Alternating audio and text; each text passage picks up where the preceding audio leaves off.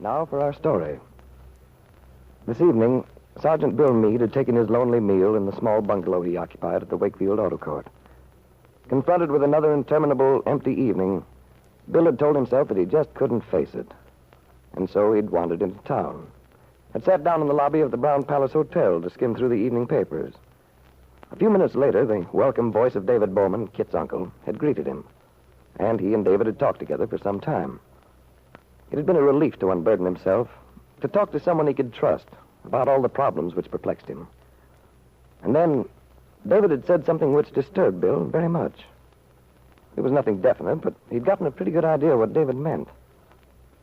After saying goodnight to Mr. Bowman, Bill walked slowly along the quiet main street of the little town. He was thinking... Of course, Mr. Bowman didn't come right out and say so definitely, but he seemed to be trying to warn me. He must feel that there is something serious between Peggy and Nicholas Dorn.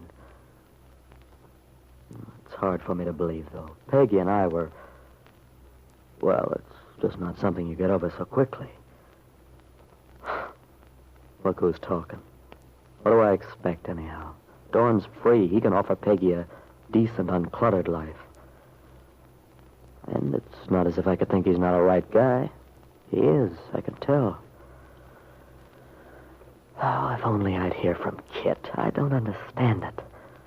I know that babies don't... Well, those things aren't always right on the dot, but this delay worries me. I wonder if Kit's all right. Oh, she has to be. Now, when Kit comes back, I'll get this whole mess straightened out once and for all. If it isn't too late by then. As a troubled Bill Meade struggles against a growing conviction that he's about to lose the opportunity to make things right with Peggy, the two young people upon whom Bill's thoughts are concentrated have just seated themselves in the outside lobby of Wakefield's only motion picture theater to wait for the beginning of the feature. Nicholas Dorn seems a little self-conscious as he says, I hope you don't mind this too much, Peggy. Oh, that's all right, Nicholas. I don't mind at all, really. I just can't stand going into a picture in the middle. As a writer, it infuriates me. All right, all right. I hereby promise solemnly that never again will I enter a picture after the very first moment. There, does that satisfy you? Thank you, Miss Douglas. I accept your pledge. Your hand, please. Sir? Well, now that we've agreed on our approach to the drama, what sort of a day did you have? I guess you'd call it a fair to middling day. Not, as we say back home in Hollywood, a super colossal affair? No, I'm afraid not. I'd hoped your day would have been as exciting as mine was. Really? What happened to you? Well, for one thing, I got a wonderful idea for a story. First one I've liked for ages. Oh, that's nice. Tell me about it. No, I couldn't do that. It's the worst thing I can do. Tell a story before I write it. Oh, I don't see why. I should think it would help you to get it straight in your own mind. It would seem logical, I guess. But actually, what happens is that after you tell it, you feel as if it's as good as written, so there's just no point in putting it down on paper. Goodness. Is that why writers are always supposed to be such silent, introverted characters? I guess they're afraid if they open their mouths, they might inadvertently let a story out. And then where would they be? Peggy, you're wonderful. We do have a lot of fun together, don't we? Yes, Nicholas. You know, Peggy, we've never actually discussed any plans. Plans? In what way? Everyone getting married has to have plans. Economic, for instance. Aren't you interested in my financial status? Well, to tell the truth, I've never thought about it. Well, it's time you did.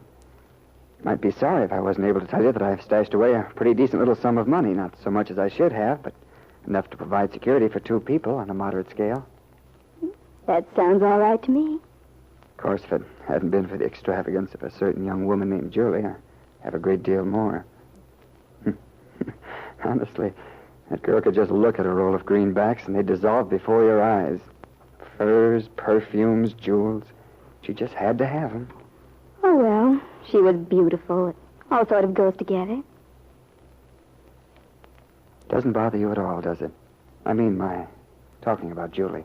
No, why should it? Don't you realize how unusual it is?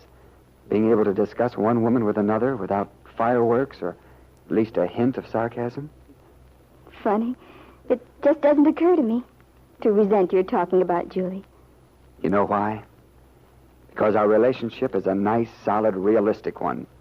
No jealousy. Just another reason why it's so good. I suppose so. Anyway, what I'm getting at, in regard to my earning capacity, I think I'm safe in saying that I can bring in enough money each month, what with magazine stories, articles, and such, to support us very nicely. Oh, yes, I'm sure you can, Nicholas. Peggy, am I boring you with all this?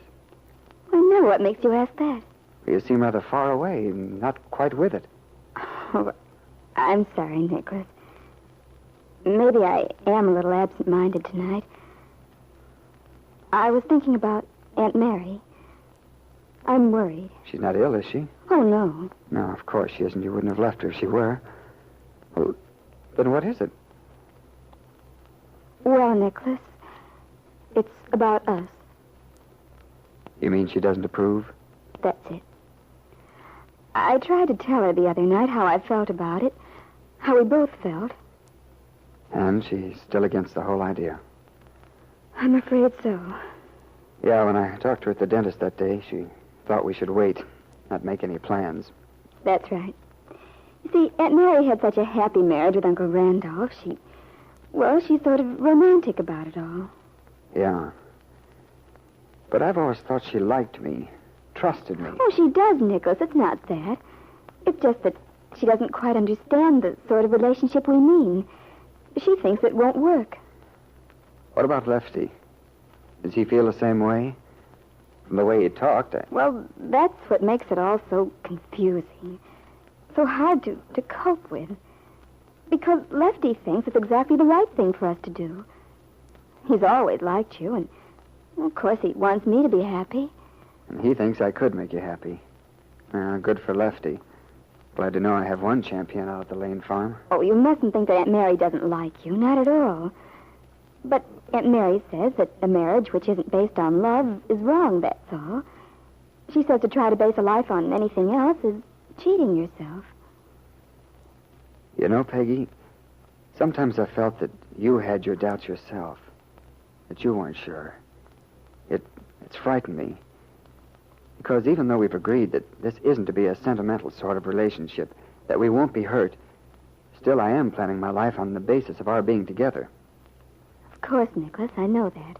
And regardless of the absence of that romantic love Aunt Mary is pulling for, there is still a certain emotional content in what we have in mind. That's why, well, I'd hate to think that you might change your mind. Or that you have changed it and just haven't told me. Oh, I haven't, honestly. Sure now? Yes, I'm sure. And I think I can make Aunt Mary understand. Especially when she sees how happy we are. And we will be. If I weren't so sure, I wouldn't want to go ahead. I have so much respect for your Aunt Mary, and here I am determined to do something of which she disapproves. But I was worried about you. I'm not one of those insensitive guys, you know, who doesn't notice the way a girl is feeling. Your mood wasn't exactly sparkling, and I've wondered about it. However, if you're sure... I'm very sure. Then how about discussing a date for the wedding? Yes, I guess we should. How about the middle of next month? That should give us time to arrange everything, have the banns published. All right, Nicholas. There's no point in delaying it, is there? Yes, the middle of next month will be fine. Nicholas Dorn took Peggy's hand for a moment, in an affectionate little gesture which was to seal this strange engagement. The agreement the two young people had made to marry without love. I wonder how you'd feel, Peggy, if you knew the thoughts of Bill Meade tonight.